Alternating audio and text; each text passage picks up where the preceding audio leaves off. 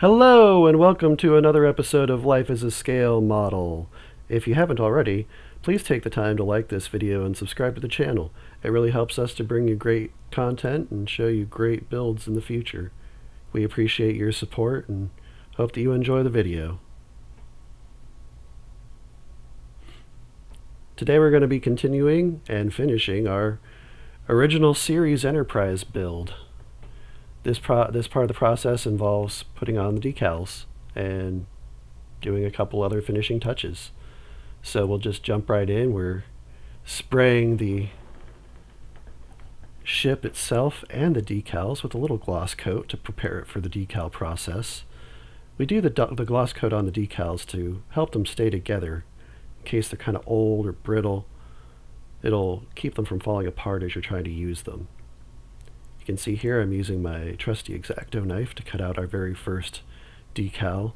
It's kind of unofficially become tradition on the channel to start with whatever decal goes on the bottom center area of the saucer section of a starship. Not sure how that started, it just seemed like a logical place to start, and it's just kind of carried on. So here we are.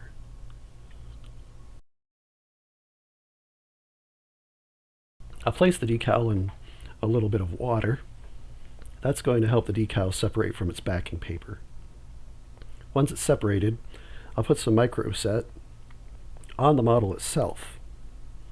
This is going to lubricate the model a bit and help me move the decal around a little bit after I get it on the model, but also it's going to help the decal to better conform to the surface of the model once it's there. So it's really a good idea to use something similar or microset itself to make sure that decal really sits. And I'm just going to tamp the decal with my Q-tip here to get some of the excess water gone. And once I've got it in place, the final step will be to put some micro sol on the decal. The microsol actually will cause the decal to shrink and shrivel for a little while, but it will eventually flatten itself out. And all the microsol is doing is it's causing that decal to shrink a bit, and it's causing it to even more closely conform to the surface of the model. This is an especially important step if you're dealing with a model that has a lot of texture on the surface, where the decals need to sit on top of that texture but then conform to that texture. On something like this, it's not quite as big a deal, but I like to maintain my habits. So we're going to do it. And then I'm just going to carefully go ahead and move it around and try to get it set to the proper area where I want it. Looking back, I might have actually cut this decal into 3 pieces just to move them independently of one another, because as you can see, I added sensor bands. And in the process, it was really difficult to get them all to sit where they weren't on top of it and being obscured. Now here I'm showing you the final result of putting some livery on.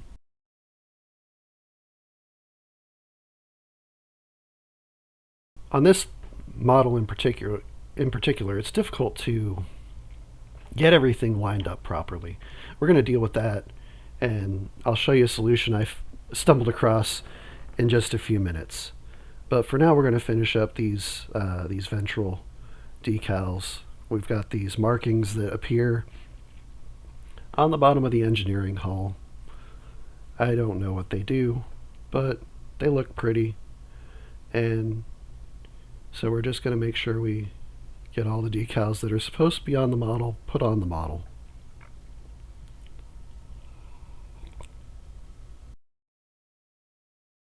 Surface-wise, this model is really easy to work on. Because Star Trek originally came out in 1966, there wasn't a lot of need for particularly detailed textures built into the filming model that they used on the show. And so every surface more or less is smooth. There are a few tricky contours here and there, but they're very few. I was surprised, however, by how many decals there actually were to put on this model. I had felt like it was not going to be that big of a chore, and then all of a sudden it was. So that's a lesson learned. Don't underestimate any model that you come across, because they may hold surprises for you that you're not expecting. So get those markings in place.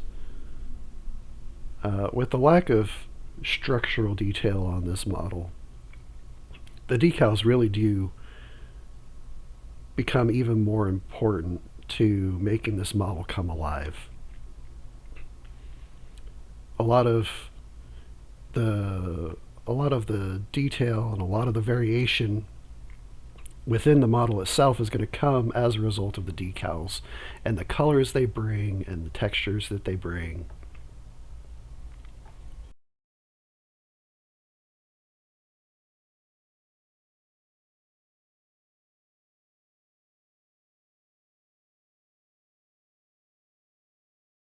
Now I'm putting some marking decals on the bottom of the nacelles, and I wanted to show these ones in particular, as this video kind of became a highlight reel as opposed to let's work through the whole process together, mostly on account of I recorded 5 hours of footage for this video.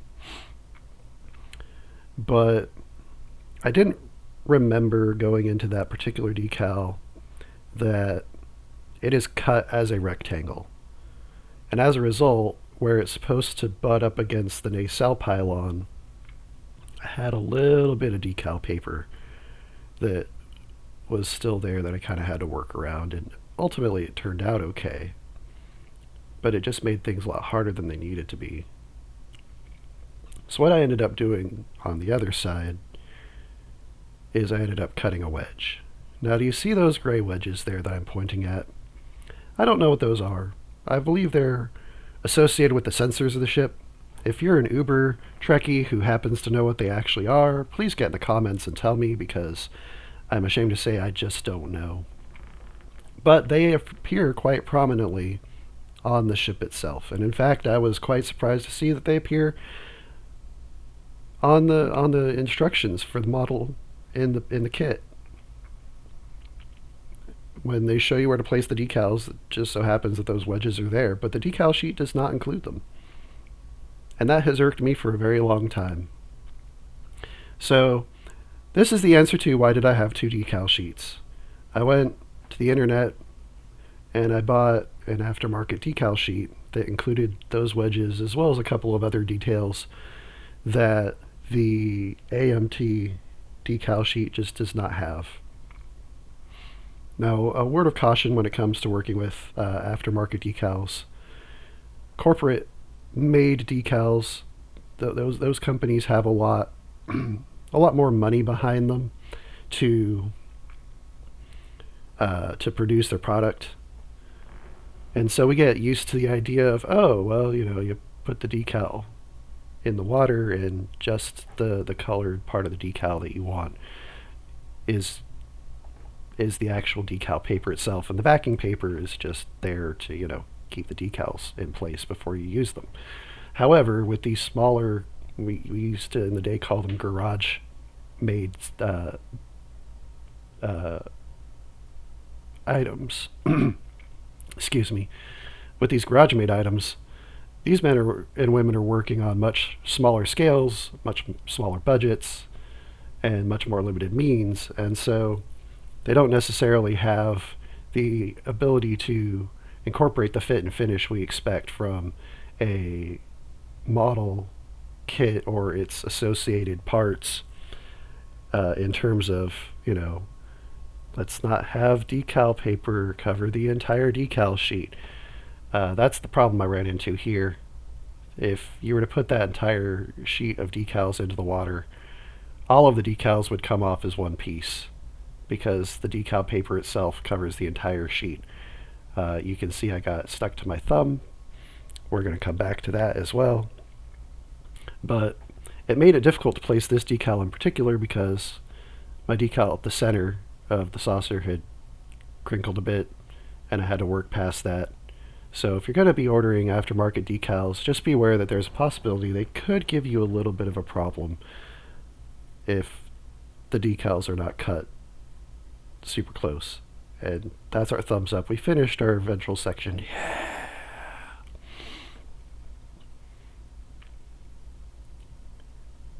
Now I'm going to show you something I kind of accidentally stumbled into because of my own carelessness.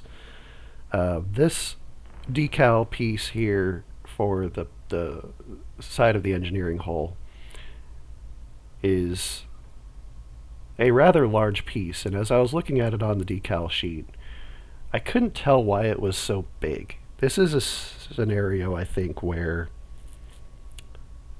AMT would do well to use a color other than white for backing their decals, because there are white windows associated with this model that you can barely see most of the time. But in this case, I could not see a certain grouping of windows, so I just cut the decal very small, cut it to the shape that I felt would work the best, and went to town. And you can see here, I've got the bulk of it pretty much placed. So I'm going to add my microsol so that it shrinks up and it conforms to the model as well as it can.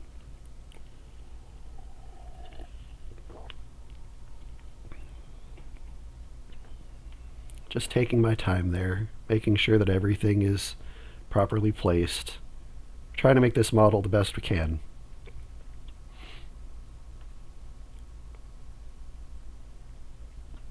And you can see I've got it set there, and you can even see it crinkling just a bit under the microsol. Again, it's supposed to do that, so if you see that happening while you're building, it's not a reason for concern. Don't be alarmed. It's just the chemical reaction that's supposed to be happening actually happening. And we're just going to linger here for a minute. As you can, watch the decal kind of do its thing. But also maybe I should have a talk with our editors about, editing things a little bit better.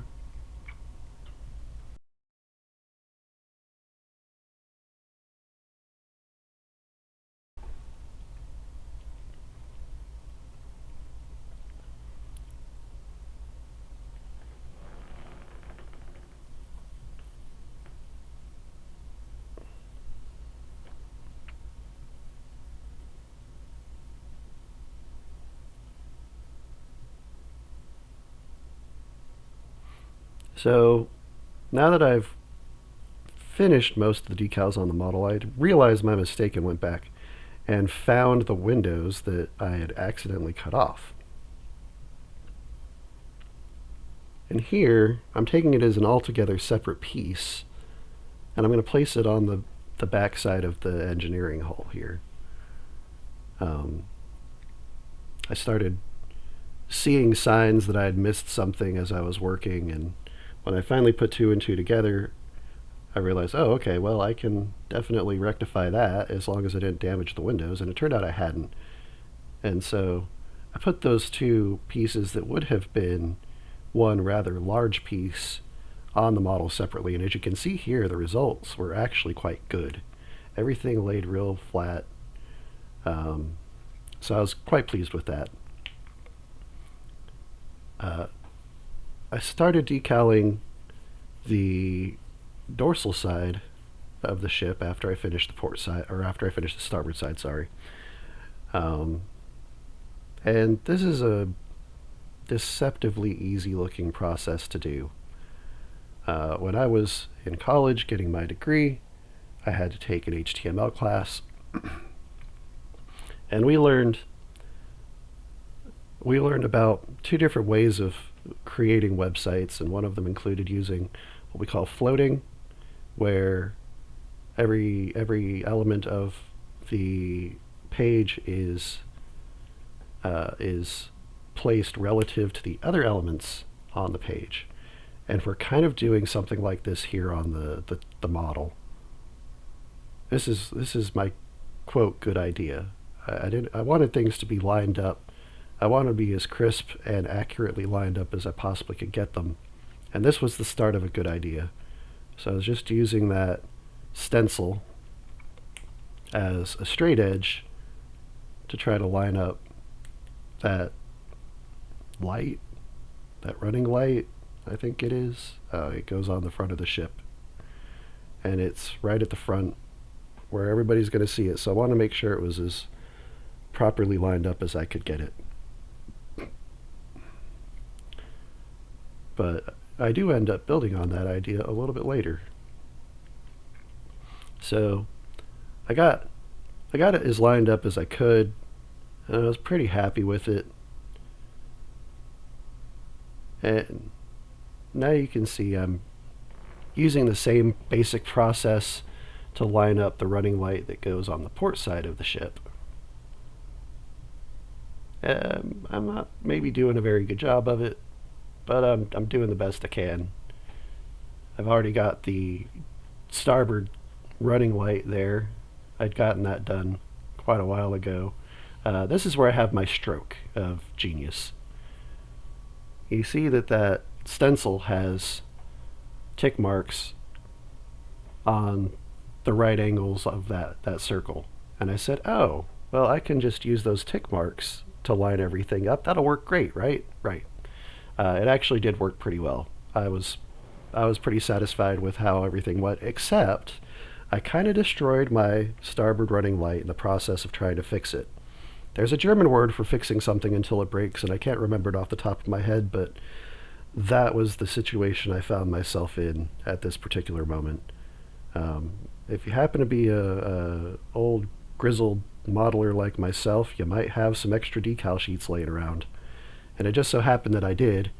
I'd done a project where I built the Enterprise E style wall of ships from Star Trek First Contact, and I'd painted all the model kits gold instead of, doing any detail with them. And so I had this decal sheet left over from that, which was good because it had running lights that I could use to replace the one that I had broken. Otherwise, I might have been trying my luck at painting one on there, and that would have probably turned out pretty bad. So, if you find yourself with reasons not to use decals, don't throw them away. Put them somewhere safe where you can have access to them at a later date in case you do something silly like I did and break a decal. So I'm going to use my micro set to mark approximately where I want that running light to go. I think probably there's a better way to do that, and if you happen to have an idea there, throw it down in the comments, because I know pencil will work just fine, but I don't know how you would get the pencil off after you've placed the decal unless you maybe, put like a small wedge arrow or something right where you want the decal to be. And then the pencil will just, it'll kind of just rub off, or you can take a wet Q-tip and you can clean it off that way. But this is the process I came up with at the time, and it got me pretty much where I wanted to go with the project. You can see that particular circular stencil fits quite well over the saucer of this model. I was really grateful for that. It really made it easier to do. It took a lot of the guesswork out of placing these models in proper alignment to one another. That in turn really increased the beautification factors of how this model turned out.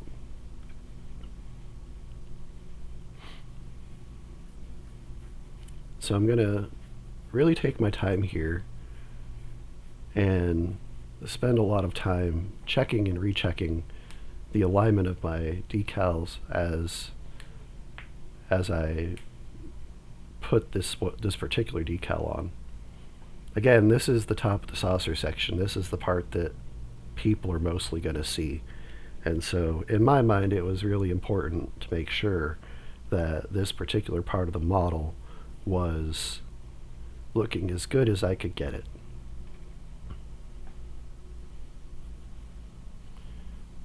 So I'm just carefully going to push the decal off the backing sheet there, and then use my brush to manipulate it around the surface of the model and get it placed just exactly where I need it. And then I'm going to take that template and I'm going to lay it down and line it up and make sure that everything is properly lined up.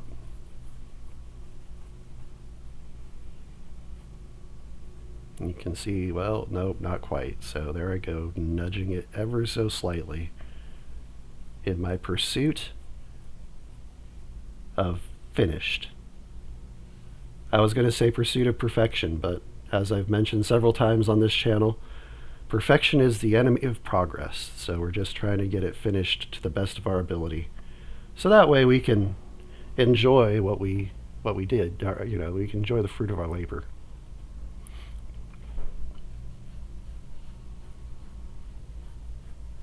I apologize for the lawnmower in the background. It's that time of year here in my neck of the woods. And in fact, Mother Nature's been giving us a roller coaster ride in my neck of the woods. I've been competing with weather trying to get these projects finished on time, particularly the never-ending line of thunderstorms we seem to be getting recently.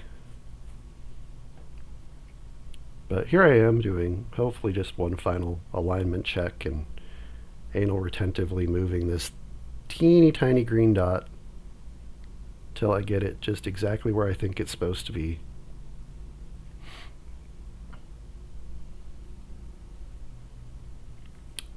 Shout out once again to my barber who has given me fantastic bombastic hair.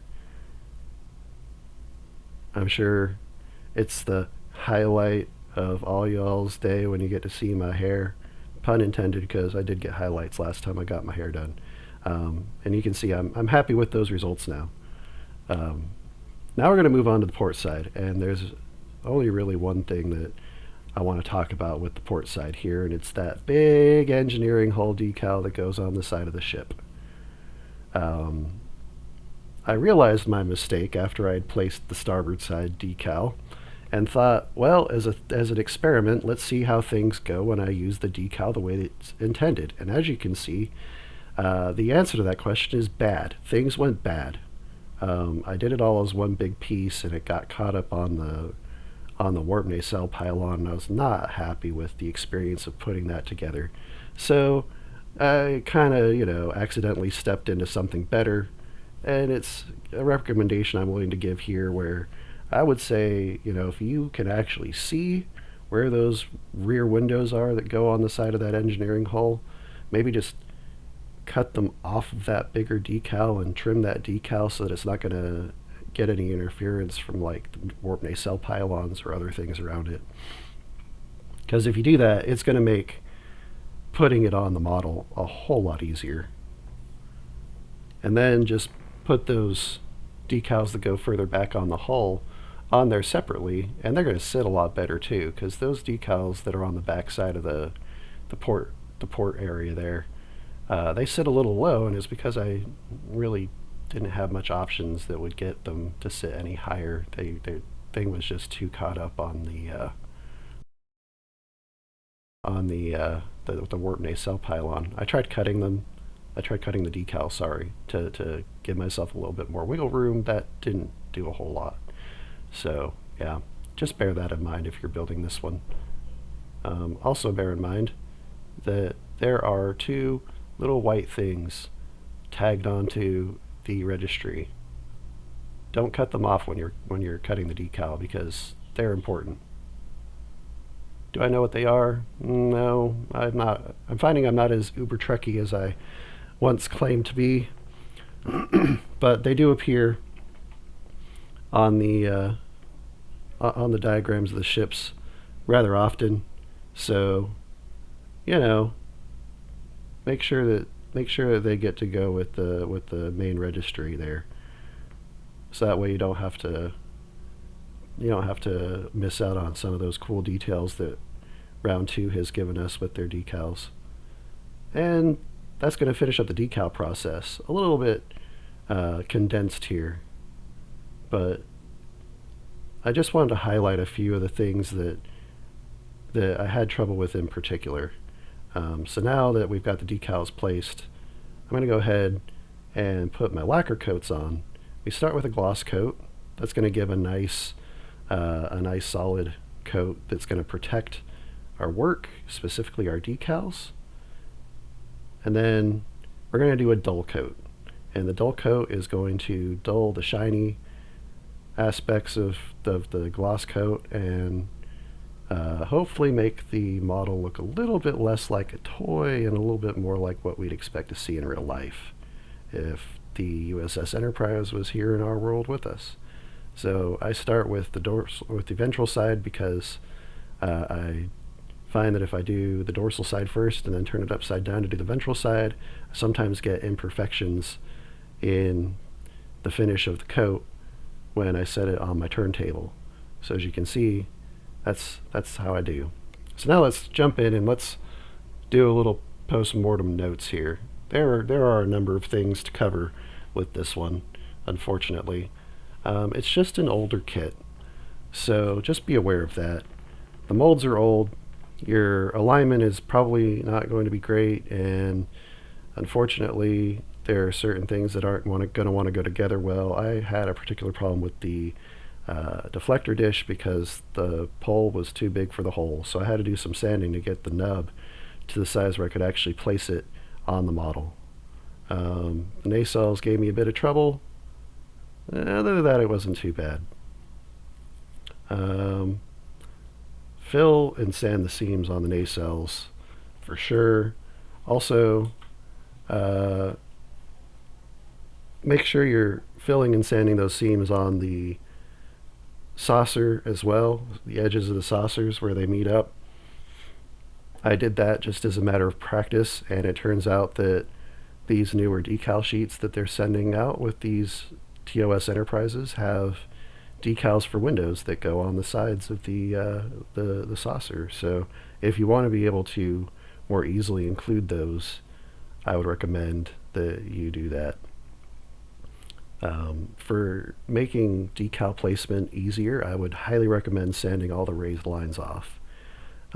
If you would like to still have your sensor grid, I can definitely recommend getting some circular stencils that you would use for drawing or whatever. I picked mine up over Hobby Lobby. I think it was like $5. And you can use those stencils and a pencil to draw those lines back on. Work on your alignment, your parts alignment before you glue. I ran into that problem, as I mentioned in the previous episodes, with the nacelles in particular, where I just jumped the gun and my glue set before I was able to get things properly aligned or figure out how to get them properly aligned where they wouldn't want to align properly. So that's definitely something to pay attention to. And pay attention to your warp nacelle pylons as well, because depending on how you place that particular piece, your nacelle pylons are either going to sit at a perpendicular angle to the beam of the ship, or they're going to have a little bit of a lean, and mine ended up with a little bit of a lean, unfortunately. So that's definitely something you want to pay close attention to. Other than that, I can't think of a whole lot else to worry about. Like I said, finding a way that works for you to align all those decals that go on the saucer is definitely worth your time and effort figuring out, and also paying attention and cutting those engineering hull decals, those big decals that go on the side of the cigar-shaped engineering hull, will definitely make life a little bit easier for you. So yeah, that's what I got for this particular model. We're going to be jumping into the refit Enterprise from Star Trek The Motion Picture next, so I hope that you'll stick around with us as we continue to work through this project. Thank you again for giving me a watch and for supporting the channel. And until next time, I wish you a blessed day and happy modeling.